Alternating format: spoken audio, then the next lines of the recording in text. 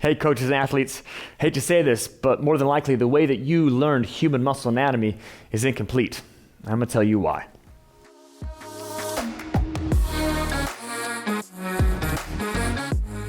Hey, my name is Michael Hughes, co-founder of Gymnazo and fellow of applied functional science.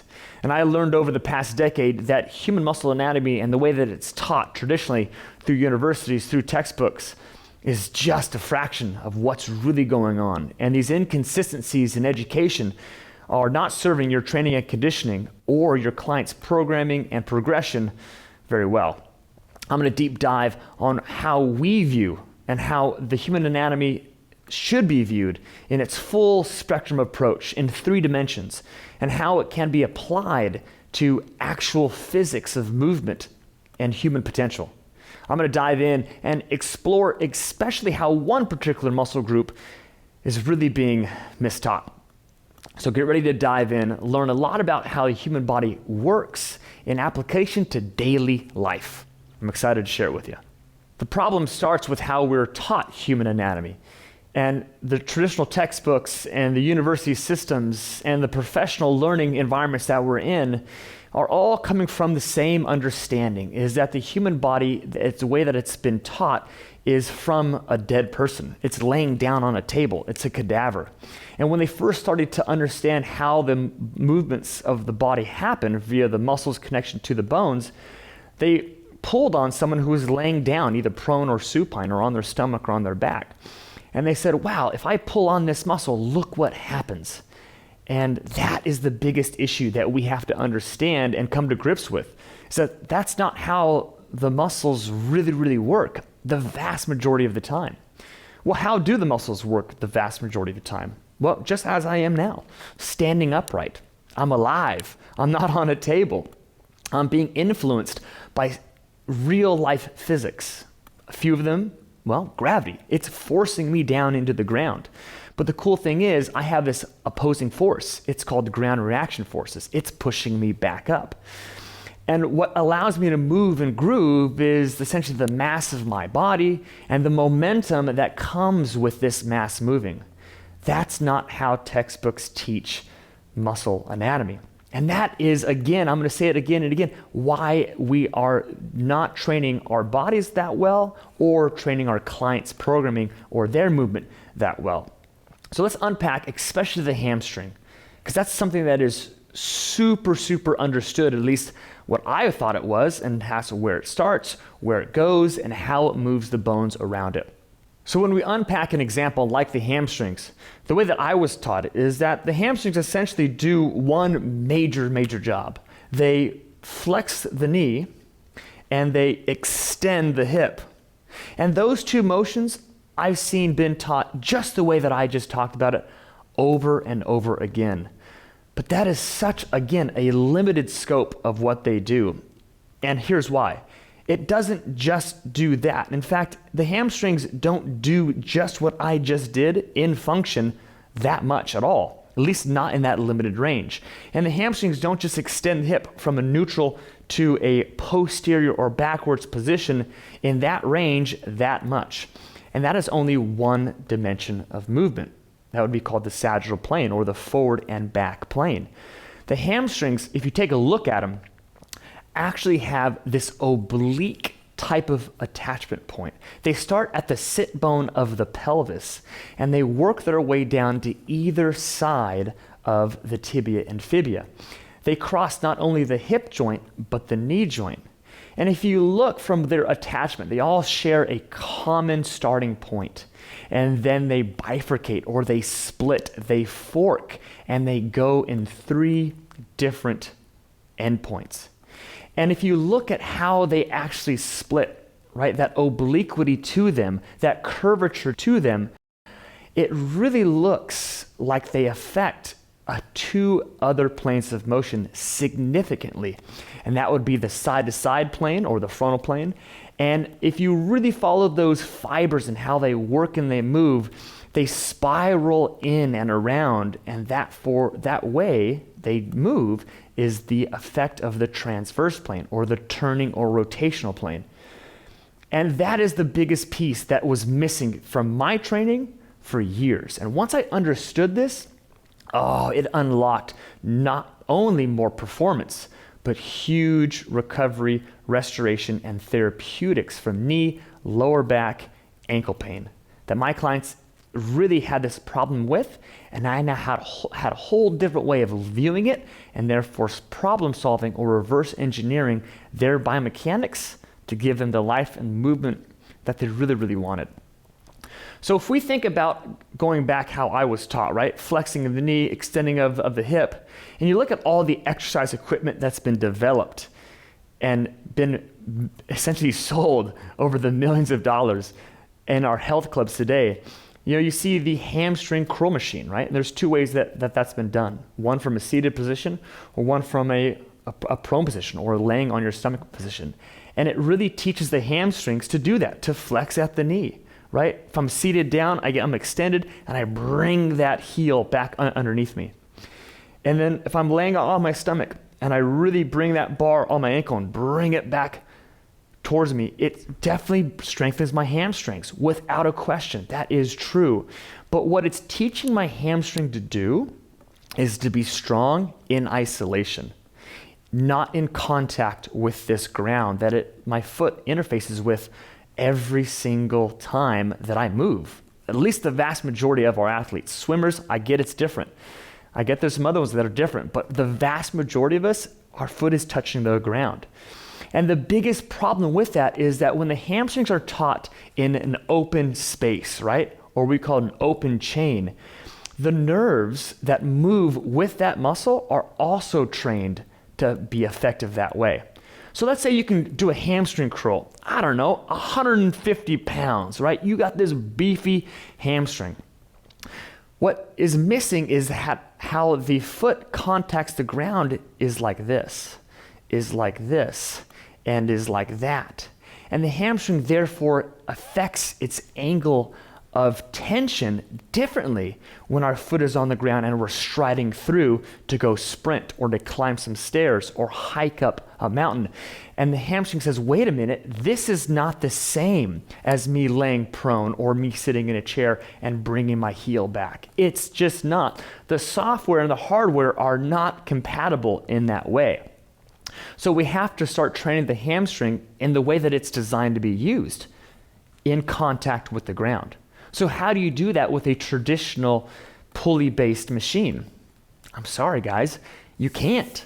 It just can't be done in the way that you would want to have your clients or your body move the most effectively and result in as little injury as possible. When you see these athletes on the fields and they tear their hamstrings sprinting in a track or whatever the case is, you're like, wow, how would that happen? These are immensely qualified, super trained athletes. Why are they tearing their hamstring muscle? Why is that much stress being distributed there and there being essentially a fault happening? It's because I honestly believe they're doing traditional lifting technology, right? They're using that technology that has been developed in the 50s and 60s to train your hamstring. And the hamstring saying, guys, that's just not how I play the game. I need to have that foot in contact. I need to have this torso and this pelvis being influenced by the physics that I'm being asked to do as I'm making my max effort. And that disconnect is, again, going back to how we were taught on how these muscles work. So let's dive in to look at how these hamstrings work, right? And let's just dive in to look at how that hamstring actually is. First of all, the hamstring is not one thing, it's three things, but it's really not three things. It's hundreds of thousands, if not millions of things. The muscle is broken into essentially human hair-like structures. A muscle cell, one piece of actual muscle strand looks like a human hair, if not smaller than a human hair. And it's really just bundled together into this tight, woven, little, compact unit.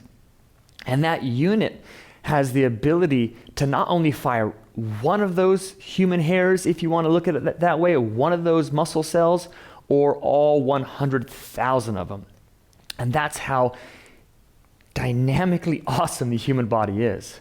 And so when we think about the subtleties of how the foot strikes the ground, or the subtleties of how the body's positioned in space, or rotated, or extended. All those simple little motions the hamstring says, I feel that and I know the difference. But if, again, you only taught me to float and to move and have strength without those little subtle differences applied, and you may be really strong in those zones, it's not going to suit you very, very well, because when you need it the most, it just says, I haven't been trained there. I don't know what you're talking about. That's the software of your body talking to the hardware saying, again, just not compatible yet. I really hope that I can do it. I'll try my best, but if I fail you, I can't be blamed. I'm sorry. That's what the human body's telling us. So what do we do about it? Well, if you look again at how the hamstrings come from the pelvis and wrap around to the lateral and anterior parts of the knee, you would see that the hamstrings really certainly bring the leg backwards, right, underneath us, behind us, but they really have this amazing turning effect. Because if you would take that lateral hamstring and fire it more so than the medial hamstring, you would get bone rotation. And the true statement also affects the opposite side. If you fire that medial hamstring a little bit more than that lateral hamstring, you get rotation in the opposite way. And that makes the hamstring muscles phenomenal rotators of the pelvis because it helps plant and turn. And then there's no training condition that I've seen in the traditional sense that shows that or can demonstrate that to its effect that running back, that hiker, that everyday mom needs. I just haven't seen it yet, at least not in the traditional sense. And then if you look at how they really fan out to the right and to the left, and if you really think about how that lateral hamstring attaches to the outside of that knee, and if it really would pull, and those fibers that really have that left to right approach, if they would fire more than the inside ones, how that would draw the knee into what we would call a varus position, or if those medial hamstrings would fire a little bit more, those particular fibers that have that left to right orientation, if they would fire, how that would cause more of a valgus or a knee going in field. It's like, wow, do I really train my hamstrings to do that? Or do I avoid that at all costs? And that's another problem that I'd see. We don't want to avoid movement that would particularly save us from getting injured. If we just train those hamstrings to be just a straight forward and backwards machine, then they're going to be super good at being a forward and backwards machine. Well, what happens when you don't move that way, or your body is forced to move a separate way? Again, they have to be trained exactly how they want to be used. So I want to encourage you to think about, how are you training your hamstrings, your client's hamstrings?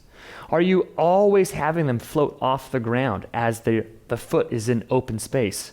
Or is the foot in contact with the ground? And if it is in contact with the ground, good. You're training your proprioceptive nerves to understand how the rest of its neighbors play along with the hamstring. But if you're doing that, are you only allowing the bones around it to move in a very dominant forward and backwards or up and down motion? And if you are, then I want you to explore that there are two other massive movement patterns that you have to start putting your clients in a progressive manner. And that is a very important step. It's so important that you start to have these turns and these twists and these lefts and these rights applied through movement, because the entire body is essentially being trained through its own neural network, right? Through its own kind of AI software, as I like to look at it, to say like, oh, I see that there's a new case study here. There's a new opportunity where I can influence my friends below me in the tib and fib, the foot and the ankle, and my friends above me, the pelvis and the lumbar spine, and etc. And you see how the hamstrings are just not one thing, but they're, again, hundreds of thousands, if not more things. And the implication of how you would want to, again, propel the body forward, and therefore how you would want to stretch those muscles and how you would want to mobilize those muscles, all has to come into the same thought process.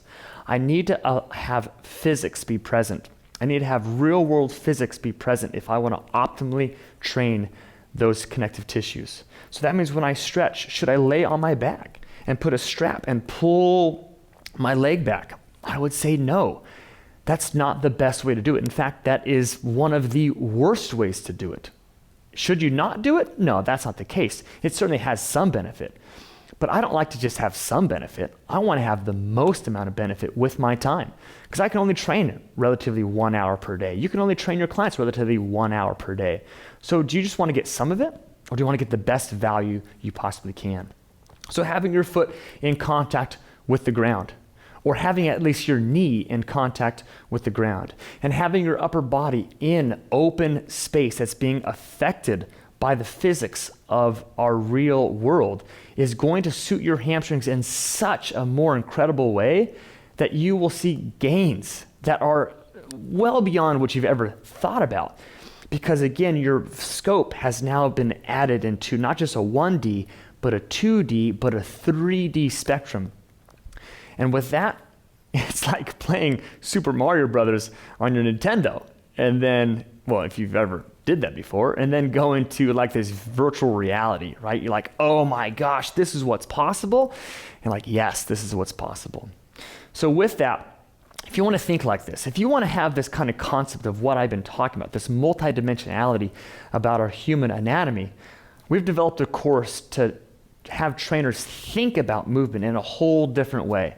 It's not really having one methodology, but collecting all the methodologies of advanced movement science, of biological science, and of behavioral science, and thinking about it in a way that's applicable to your training and conditioning today. I want you to come in, check this out, and if you like this content, press the like button. It massively helps out this YouTube channel and helps more people see content just like this. Again, Michael Hughes with Gymnazo, hoping to push your mindset, hoping to open up the eyes a little bit more to see what the human body is really capable of, and therefore applying that to your athletes or to yourself as an athlete. Talk to you soon.